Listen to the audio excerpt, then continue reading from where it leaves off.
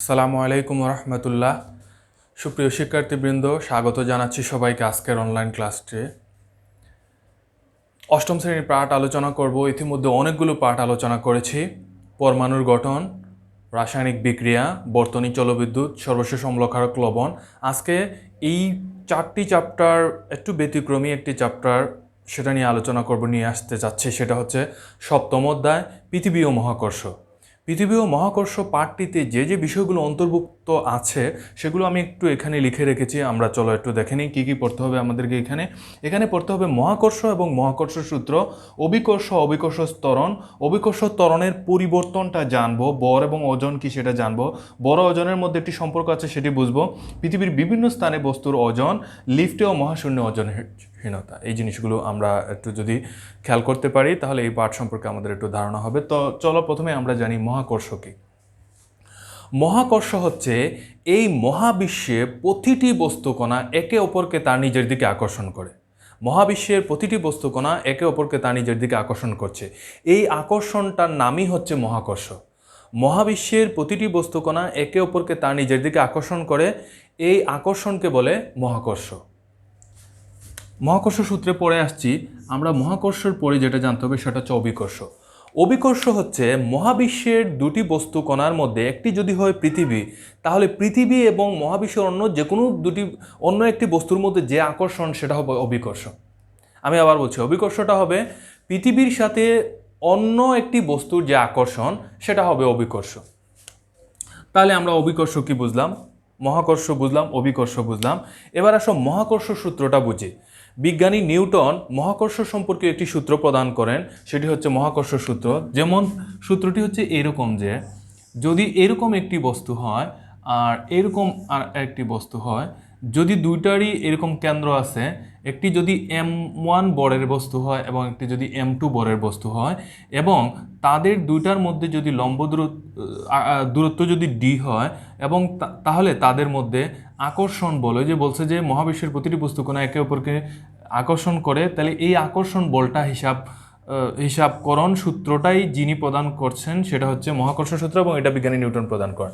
তাহলে আমরা এখানে সংজ্ঞা আকারে যদি নিয়ে আসি তাহলে হবে মহাবিশ্বের প্রতিটি বস্তুকণা একে অপরকে নিজের দিকে আকর্ষণ করে, এবং এই আকর্ষণ বলের মান, এই যে বলের মানটা বলছে যে মহাবিশ্বের প্রতিটি বস্তুকণা একে অপরকে নিজের দিকে আকর্ষণ করে, এই আকর্ষণ বলের মান বস্তুকণাদ্বয়ের বরের গুণফলের সমানুপাতিক এবং দূরত্বের বর্গের ব্যস্তানুপাতিক। প্রথম সূত্রটা হবে দুটি বস্তুকণার মধ্যে আকর্ষণ বল তাদের গুণফলের সমানুপাতিক, নাম্বার 1।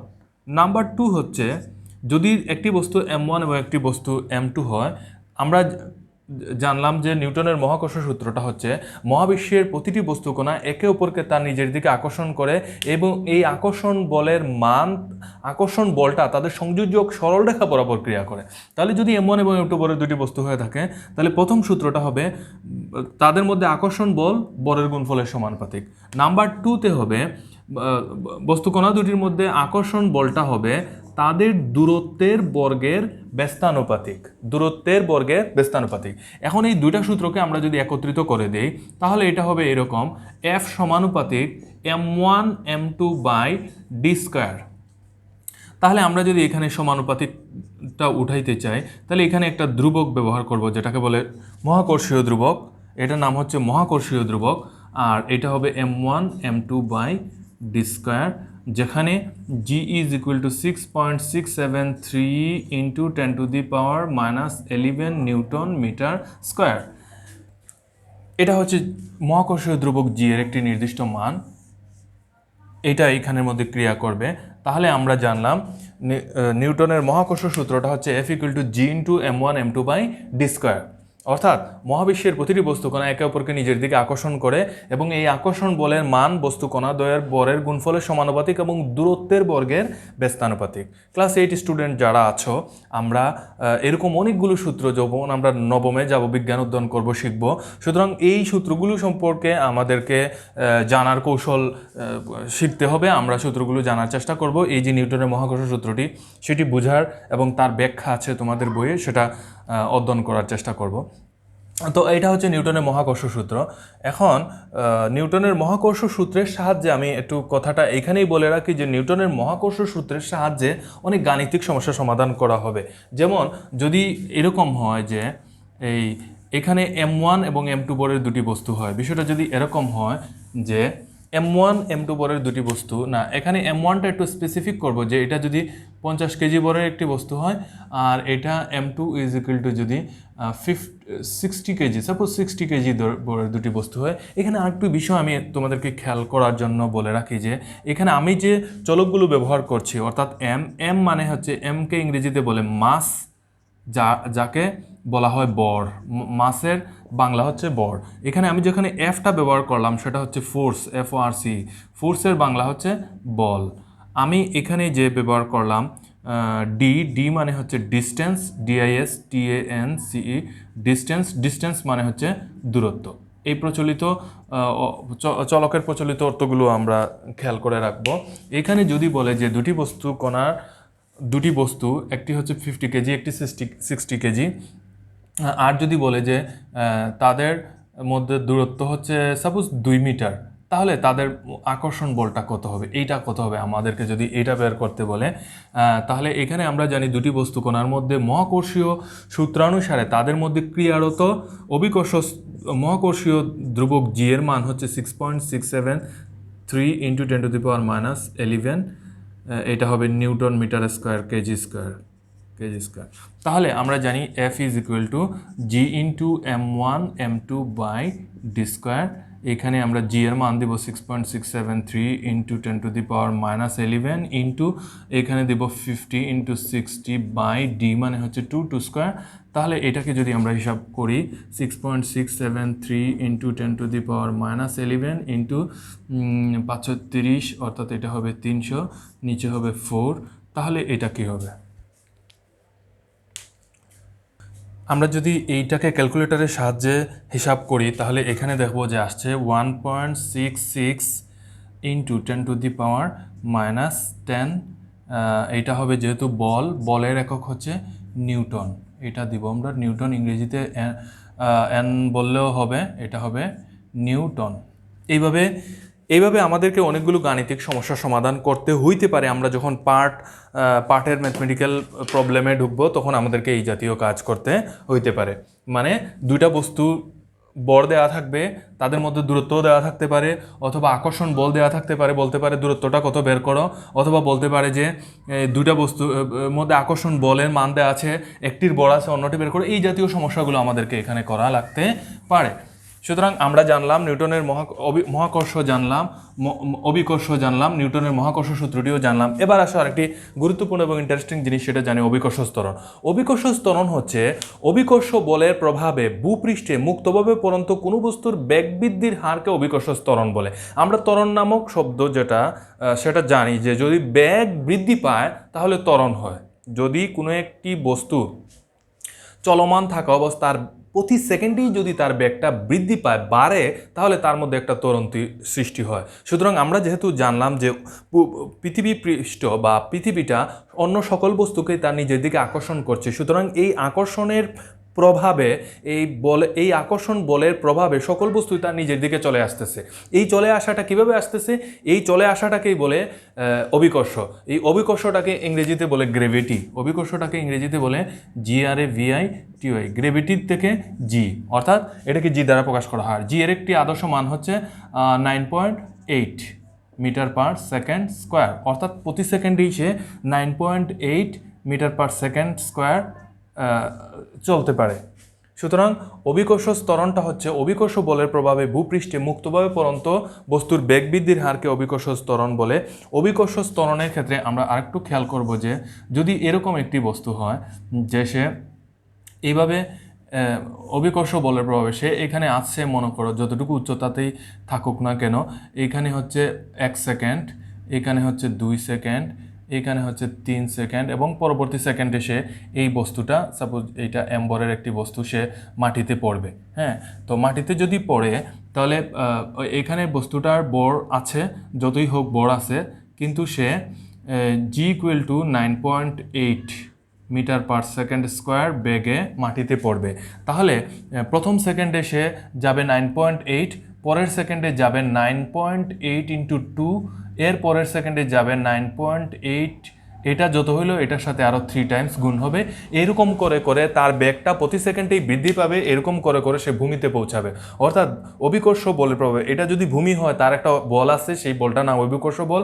এই অভিকর্ষ বলের প্রভাবে ভূপৃষ্ঠে মুক্তভাবে পরন্ত কোনো বস্তুর বেগ বৃদ্ধির হারকে অভিকর্ষ ত্বরণ বলে। আমরা যদি এখানে আরেকটু জিনিস দেখি যে এখানে এম ইজ ইকুয়াল টু পৃথিবীর বর, আর এম ইজ ইকুয়াল টু হচ্ছে একটি বস্তুর বর, আর জি ইজ ইকুয়াল টু হচ্ছে অভিকর্ষজ ত্বরণ, জি ইজ ইকুয়াল টু অভিকর্ষজ ত্বরণ। তাহলে আমরা নিউটনের মহাকর্ষ সূত্র অনুসারে জানি যে F is equal to G into m1 m2 y d square. এবং আমরা জানি কোনো বস্তুর ওজন হচ্ছে কোনো বস্তুর উপর পৃথিবীর আকর্ষণ বল হচ্ছে বস্তুর ভর এবং তার অভিকর্ষ ত্বরণের গুণফলের সমান। তো সেক্ষেত্রে আমরা কি করতে পারি, এক্ষেত্রে আমরা দুইটাই হচ্ছে বল, একটা হচ্ছে অভিকর্ষ বল, অর্থাৎ মহাবিশ্বের দুটি বস্তু কণার মধ্যে আকর্ষণটা হচ্ছে মহাকর্ষ বল, আর কোনো একটি পৃথিবী কোনো বস্তুর উপর যে আকর্ষণ বল সেটা হচ্ছে অভিকর্ষ বল। এখন দুইটার মধ্যে আমরা কি দেখতে পাচ্ছি, এটা হবে G into m1, G is equal to m1 m2 by D square is equal to হবে mg। এখানে তোমাদের সুবিধার্থে আরেকটা কথা বলে রাখি, সেটা হচ্ছে যদি এরকম হয় যে একটি বস্তু এই যে m বরের একটি বস্তু, এটা হচ্ছে পৃথিবী যদি হয়, তাহলে পৃথিবীর বর তো হচ্ছে m, তাহলে এই m, তাহলে এখানে এইটা না দিয়ে আমরা এটা দিয়ে দিতে পারি m ইন্টু m। অর্থাৎ আমরা নিউটনের মহাকর্ষ সূত্র অনুসারে জানলাম যে দুটি বস্তু কণা, এখানে দুটি বস্তু কণার মধ্যে একটি বস্তু এবং একটি হচ্ছে পৃথিবী, তাহলে জি এইটা হবে m, তাহলে দুই দিকে যদি আমরা m বাদ দিয়ে দেই তাহলে এটা হবে gm by D square is equal to G. তাহলে জি ইকুয়াল টু লিখতে পারবো আমরা gm বাই ডি স্কোয়ার। তাহলে এখানে দেখা যাচ্ছে বস্তুর বরটা অনুপস্থিত, সুতরাং বস্তুর বর যেহেতু অনুপস্থিত, অভিকর্ষ ত্বরণ নির্ভর করছে পৃথিবীর বর এবং দূরত্বের উপর। অর্থাৎ পৃথিবী থেকে কোনো একটি বস্তু কতটুকু দূরত্বে আছে সেটার উপর ডিপেন্ড করে বস্তুর অভিকর্ষ ত্বরণ নির্ণয় করা হয়। যার জন্য একটা কথা আছে এখানে যে অভিকর্ষ ত্বরণ ব্যক্তি নিরপেক্ষ হলেও স্থান নিরপেক্ষ নয়, অর্থাৎ স্থানের উপর নির্ভর করে অভিকর্ষ ত্বরণের মান পরিবর্তন হয়ে থাকে।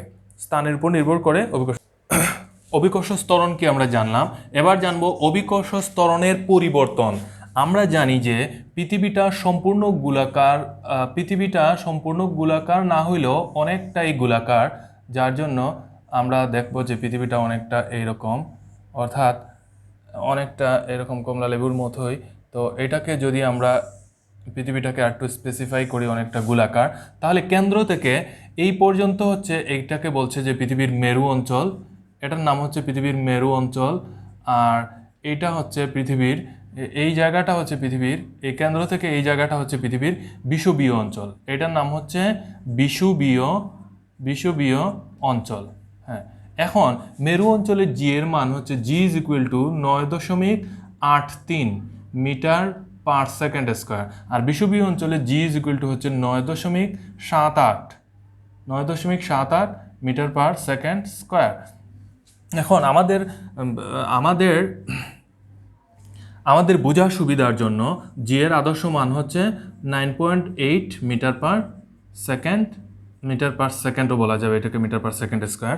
এটা হচ্ছে অভিকর্ষ ত্বরণের পরিবর্তন। অর্থাৎ পৃথিবীর কেন্দ্র থেকে যেহেতু মেরু অঞ্চল এবং বিষুবীয় অঞ্চল সমান দূরত্ব নয়, তাদের ব্যাসার্ধ সমান নয়, একটু আগেই আমরা যেটা দেখলাম G is equal to GM by D square, D মানে ডিস্টেন্স, তাহলে এখানে হবে আর, তাহলে এটা হবে আর স্কোয়ার। সুতরাং কেন্দ্র থেকে ব্যাসার্ধটা যেদিকে বেশি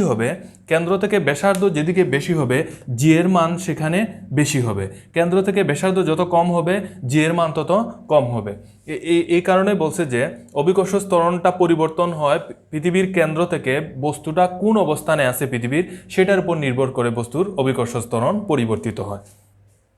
সুপ্রিয় শিক্ষার্থীবৃন্দ, এখন আমরা দেখব যে বিষয়টা, সেটা হচ্ছে যে বস্তুর ভর এবং ওজন। আমার মনে হয় এই বিষয়টির সাথে তোমাদের সবারই কিছুটা পরিচিতি আছে। ভর মানে হচ্ছে ভরকে এম দ্বারা প্রকাশ করা হয়। ভর মানে হচ্ছে কোনো একটি বস্তুর মধ্যে মোট কি পরিমাণ পদার্থ আছে সেটা হচ্ছে বস্তুর ভর। অর্থাৎ ভর হচ্ছে বস্তুর মধ্যে পদার্থের মোট পরিমাণ। কোনো একটি বস্তুর মধ্যে যে পরিমাণ পদার্থ আছে সেটাই হচ্ছে তার ভর। আর ওজন হচ্ছে বস্তুর উপর পৃথিবীর আকর্ষণ বল। কোনো একটি বস্তুর উপর, এই হচ্ছে বস্তু, তার উপর পৃথিবীর আকর্ষণ বল কতটুকু সেটা হচ্ছে বস্তুর ওজন। তাহলে ওজনকে আমরা লিখতে পারবো W=mg। ওজন হচ্ছে W=mg। তোমাদের বোঝার সুবিধার্থে আমি বলে রাখছি, যদি একটি বস্তুর ভর M=60 কেজি হয় তাহলে তার ওজন কত হবে? তাহলে তার ওজন হবে, আমরা জানি ওজন হচ্ছে বস্তুর উপর পৃথিবীর আকর্ষণ বল, অর্থাৎ বস্তুর ভর যত আছে সেখানে যদি আকর্ষণ বলটাকে গুণ দেওয়া হয় তাহলে তার ওজন পাওয়া যাবে। অর্থাৎ এটা হবে mg, m means 60, g means 9.8, তাহলে বস্তুটার ওজনটা কত হবে? তাহলে আমরা এখানে একটু হিসাবটা করে দেখবো। 60 ইন্টু 9.8, তাহলে এটা হবে 588, এটা হয়ে যাবে 588। এটা হচ্ছে ওজনের একক নিউটন, এখানে আমরা দিয়ে দিতে পারবো নিউটন। অর্থাৎ বস্তুর ভর 60 কেজি হলেও বস্তুটার ওজন হবে 588 নিউটন।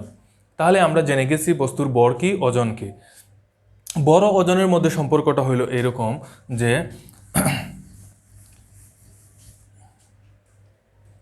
বড় ওজনের মধ্যে সম্পর্ক হচ্ছে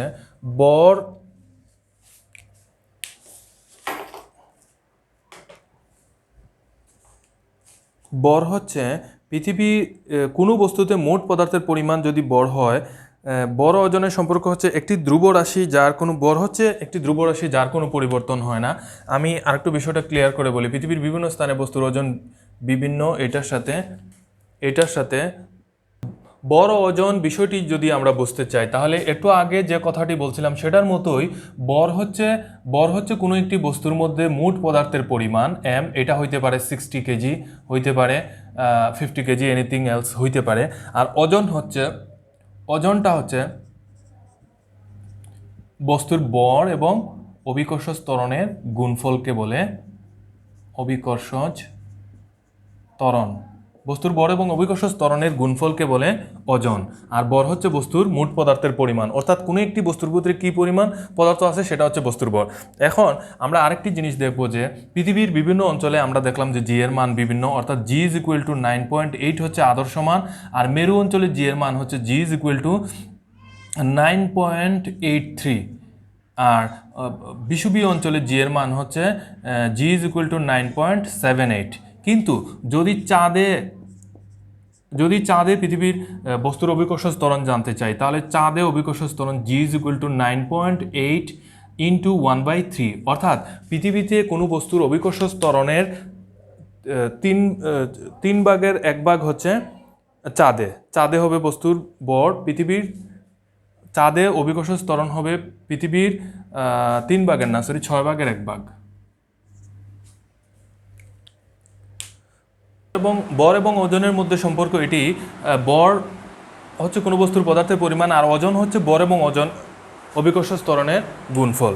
সুতরাং আমরা বস্তুর ভর এবং ওজনের সম্পর্ক বিষয়টি অনুধাবন করতে পেরেছি। এখন পৃথিবীর বিভিন্ন স্থানে বস্তুর ওজন বিভিন্ন কেন সেটা আমরা একটু খেয়াল করে দেখব। যদি পৃথিবীটা এরকম হয় যে তার এই অংশটা যদি এরকম হয়, এই অংশটা এরকম, যদি আমরা জানি যে পৃথিবীর এই অংশটা এরকম হবে, কেন্দ্র এটা, এখান থেকে এটা হচ্ছে মেরু অঞ্চল, এটা হচ্ছে বিষুবীয় অঞ্চল, আর তার গঠনটা অনেকটা এরকম যদি হয়, আমরা জানি যে এখানে এটা হবে আর, এটা হবে আর ব্যাসার্ধ। এই যদি হয়, এটা হচ্ছে মেরু অঞ্চল যেখানে জি এর মান G= হবে 9.8 মিটার পার সেকেন্ড স্কোয়ার। আর বিষুবীয় অঞ্চলে জি এর মান হবে G= 9.78 metre per second square. আর পৃথিবীর কেন্দ্রে অর্থাৎ সকল বস্তুকে পৃথিবীর কেন্দ্রের দিকে আকর্ষণ করে যেখানে জি এর মান হবে 0 মিটার পার সেকেন্ড স্কোয়ার।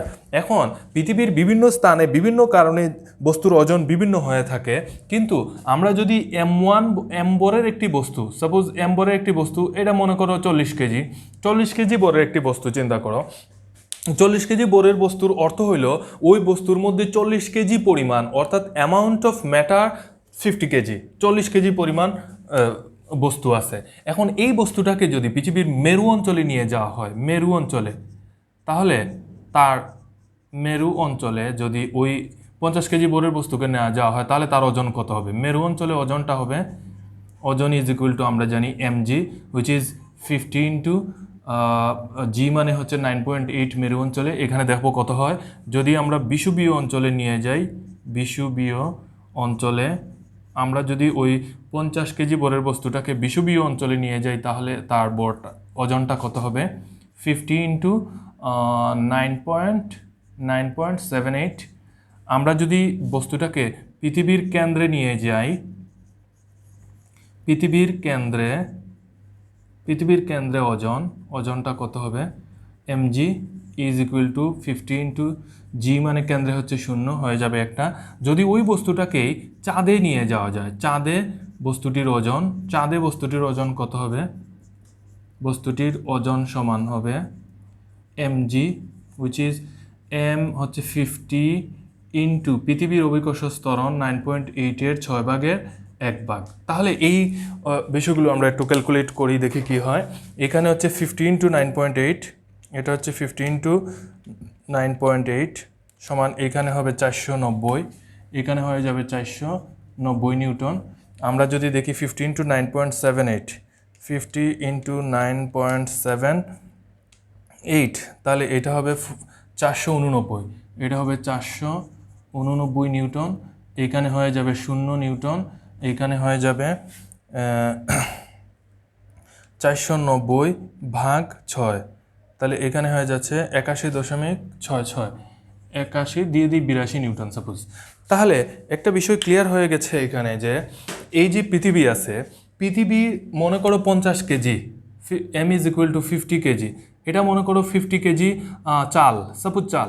যদি একটি চালের বস্তা 50 কেজির হয়, ওই চালের বস্তার ভিতরে যতগুলো চাল আছে, চালের পরিমাণ যতটুকু, এটা যদি পৃথিবীর কেন্দ্রে যায় তাহলে চালের পরিমাণ সমান থাকবে, অর্থাৎ 50 কেজি থাকবে, কিন্তু কেন্দ্রে গিয়ে তার ওজন হয়ে যাবে 0 কেজি, তার ওজন হয়ে যাবে 0 নিউটন। পৃথিবীর কেন্দ্রে গেলেই ওই বস্তুটার 50 কেজি বরের বস্তুটার ওজন হয়ে যাবে 0 নিউটন।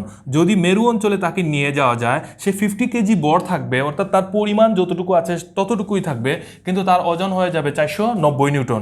যদি এই বস্তুটাকেই চাঁদে নিয়ে যাওয়া যায়, তার মধ্যে পদার্থের পরিমাণ 50 কেজিই থাকবে, কিন্তু তার ওজন হয়ে যাবে 82 নিউটন। সুতরাং পৃথিবীর বিভিন্ন স্থানে বস্তুর ওজন বিভিন্ন হওয়ার পিছনে কারণ সেটা আমাদের কাছে ক্লিয়ার। সেটা হচ্ছে পৃথিবীর আকৃতির কারণে মেরু অঞ্চলে অভিকর্ষ ত্বরণ এবং বিষুবীয় অঞ্চলে অভিকর্ষ ত্বরণ এবং কেন্দ্রে অভিকর্ষ ত্বরণ, চাঁদে অভিকর্ষ ত্বরণ সমান না হওয়ায় বস্তুর বর যাই থাক, পৃথিবীর বিভিন্ন অঞ্চলে প্রদক্ষিণের কারণে তার ওজনটা বিভিন্ন ধরনের হয়ে থাকে।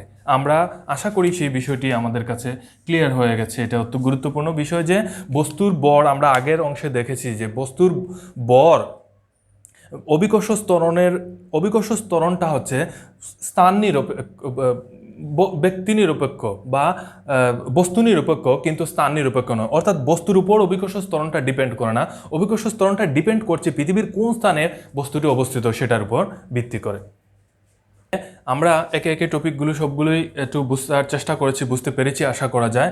বস্তুর বর, অভিকর্ষ ত্বরণ, ওজন, সেগুলো আমাদের ক্লিয়ার ধারণা থাকতে হবে। আমরা সর্বশেষ অংশটুকু দেখব, আমরা লিফটে কোনো বস্তু কেন ওজন শূন্য মনে হয়। আমরা যখন লিফটে উঠি, ক্যাপসুল লিফটে উঠি, আমরা উপর দিকে উঠি, আমরা তখন একটু নিজেকে একটু বায়ু শূন্য বা শূন্য মনে হয়, যে আমার নিজের কোনো ওজন নাই, এরকম একটা অবস্থা মনে হয়। এটা মনে হওয়ার পিছনে কারণটাকে আমি একটু এখানে ক্লিয়ার করার চেষ্টা করব।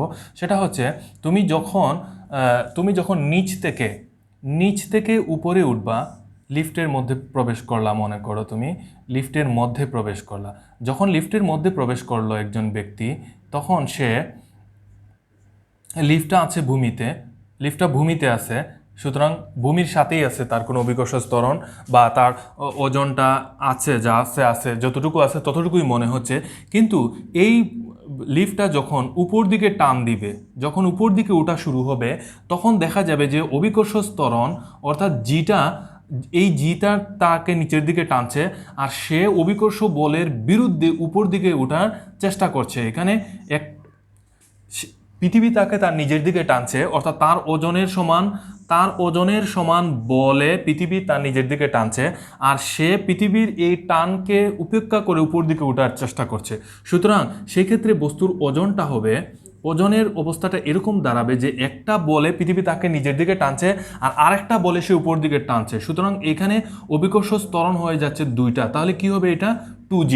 2G এর অর্থ হচ্ছে যখন একটি বস্তু উপর থেকে নিচ থেকে উপরের দিকে উঠবে তখন অভিকর্ষ বল তাকে নিচ দিকে টানছে এবং এই অভিকর্ষ বলের বিরুদ্ধে সে উপর দিকে উঠছে। সুতরাং দুইটা অভিকর্ষ বল তার মধ্যে কাজ করছে মনে হবে, যার জন্য তার নিজেকে অনেক ওজন মনে হবে। আমরা যখন লিফটে উঠার চেষ্টা করি তখন নিজেকে খুব ওজন মনে হয় যে আমার ওজন খুব বেশি, আমাকে উপর দিকে উঠতে পারতেছে না, এই কারণে এই জিনিসটা মনে হয়। কিন্তু আমরা যখন উপর থেকে নিচে নামবো, অর্থাৎ যখন এরকম অবস্থাটা হবে যে আমি উপর থেকে নিচে নামতে যাচ্ছি, অর্থাৎ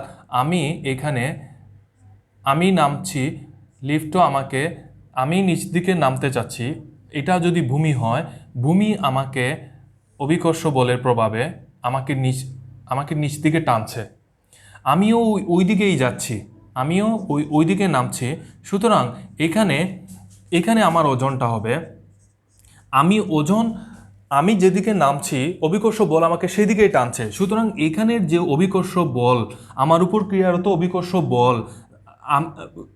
অভিকর্ষ বলের দিকেই আমি নামছি। সুতরাং আমার উপর ক্রিয়ারত বলটা এটা অভিকর্ষ ত্বরণেই নিয়ে যাচ্ছে। সুতরাং আমার ওজনটা এমন হবে যে আমাকে মনে হবে যে 0 নিউটন বলে সে নিচ দিকে টানছে। যার জন্য আমরা উপর থেকে নিচে নামলে লিফটে তখন আমরা নিজেকে ওজন শূন্য মনে করি, কারণ আমি যেদিকে নামছি অভিকর্ষ ত্বরণও আমাকে সেই দিকে ক্রিয়া করছে। অর্থাৎ আমার নিজের যে ওজনটা, সে ওজন তো হচ্ছে বরের সাথে অভিকর্ষ ত্বরণের গুণফল। সুতরাং এই অভিকর্ষ ত্বরণে তো পৃথিবী আমাকে তার নিজের দিকে টানছে, আর এখানে হচ্ছে আমি যত উপরে উঠছি অভিকর্ষ ত্বরণের বিরুদ্ধে কাজ করে উঠছি। সুতরাং আমার এখানে দুইটা অভিকর্ষ ত্বরণ আমার উপর ক্রিয়া করছে, যার জন্য আমরা যখন নিচ থেকে উপর দিকে উঠি তখন আমাদেরকে অনেক ভারী মনে হয় আর উপর থেকে নিচে নামলে ওজন শূন্য মনে হয়। মহাকাশ জানেও এরকম অবস্থায় হয়ে যায়। ওইখানে গেলে মহাশূন্যে ওজনহীনতার কারণ হলো ওইখানে আর কোনো অভিকর্ষ ত্বরণ থাকে না, যার জন্য আমরা তো জানি যে অভিকর্ষ ত্বরণের কারণেই বস্তুর ওজনের তারতম্য ঘটে থাকে, যেটা আমরা দেখলাম পৃথিবীর কেন্দ্রে বস্তুর ওজন 0। সুতরাং এখানে পৃথিবীর কেন্দ্রে অভিকর্ষ ত্বরণ 0, সুতরাং এখানে বস্তুর ওজন 0 নিউটন। তো মহাশূন্যে চলে গেলে যেহেতু এখানে আর কোনো অভিকর্ষ থাকে না, সুতরাং বস্তুটা ওজনহীন মনে হবে। সুপ্রিয় শিক্ষার্থীবৃন্দ, এই সপ্তম অধ্যায় পৃথিবী ও মহাকর্ষ পাঠটির এই অধ্যায়ের এই পাঠগুলো আমি এখানে লিখে চেষ্টা করেছি ছোট ছোট করে তোমাদেরকে বুঝিয়ে দেওয়ার চেষ্টা করে। কিন্তু এই বুঝিয়ে দেওয়ার পরে তুমি একটু শুনলেই তোমার শিখনটা এখানে সব পরিপূর্ণ হবে না। বিজ্ঞানের বিষয়টি হচ্ছে বারবার প্র্যাকটিস, বারবার চর্চা। এই যে পৃথিবী ও মহাকর্ষ পাঠটির মহাকর্ষ, অভিকর্ষ, মহাকর্ষ সূত্র, নিউটনের মহাকর্ষ সূত্র, বর ওজনের সম্পর্ক, পৃথিবীর বিভিন্ন স্থানে বস্তুর ওজনের তারতম্য, লিফট, মহাশূন্যে ওজনহীনতা মনে করা, এই বিষয়গুলোকে পুঙ্খানুপুঙ্খ রূপে তোমার বই থেকে পড়তে হবে। পড়লে তুমি এখানে অনেক বেশি নিজেকে সমৃদ্ধ করতে পারবা, শিখতে পারবা, শেখার আনন্দ তোমার পরিপূর্ণ হবে এবং তুমি ভালো করবা। সুপ্রিয় শিক্ষার্থীবৃন্দ, আমাদের এই অনলাইন ক্লাসের মাধ্যমে তোমরা যদি কিছুটা উপকৃত হয়ে থাকো তাহলে আমাদের পরবর্তী ক্লাসগুলো অতি মনোযোগ দিয়ে খেয়াল করবা। সেই পর্যন্ত সবাই ভালো থাকো। ধন্যবাদ সবাইকে। আল্লাহ হাফেজ।